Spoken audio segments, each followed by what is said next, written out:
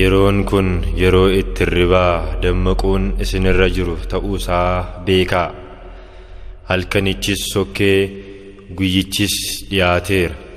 Ergaa Phaawulos qulqulluu gara warra Roomaatti boqonnaa 13 lakkoofsa 11.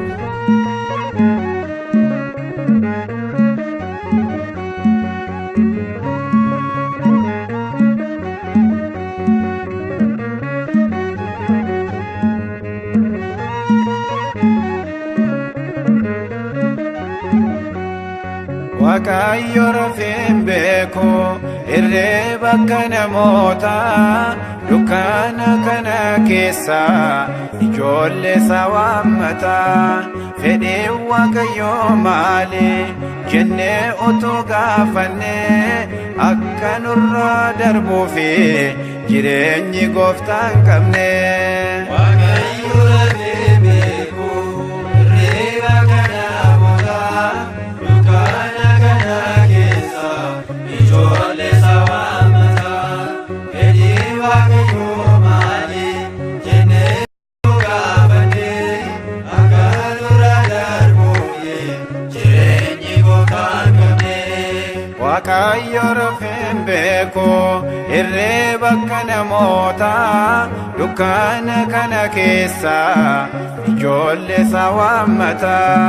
Fedhiin Waaqayyoo maali jennee utuu gaafannee akka nurraa darbuufi jireenyi gooftaa hin qabne.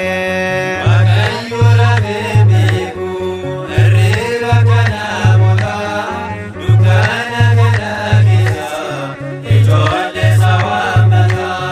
Fedhiin Waaqayyoo maali jennee utuu gaafannee akka nurraa darbuufi jireenyi gooftaa hin qabne.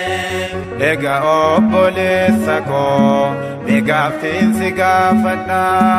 Egaa obboleettii koo mee gaaffiin si gaafadha.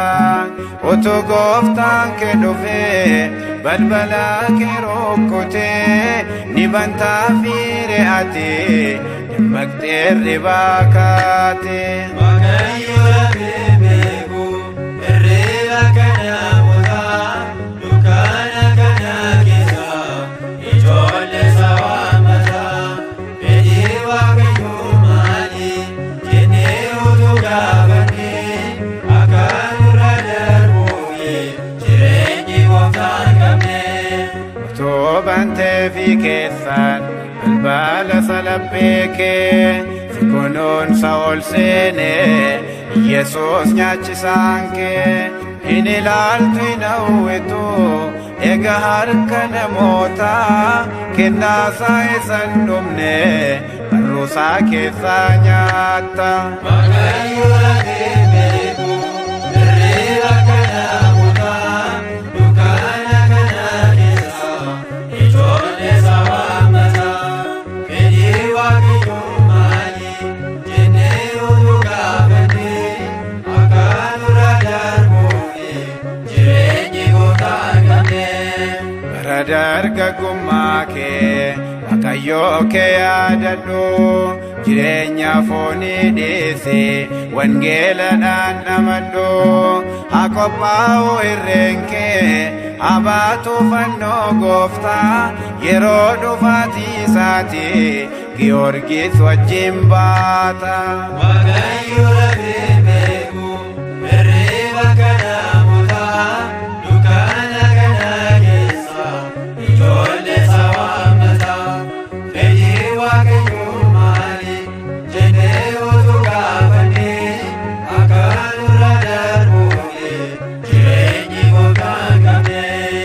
Bara dargaggummaa kee Waaqayyoo kee yaadadhu.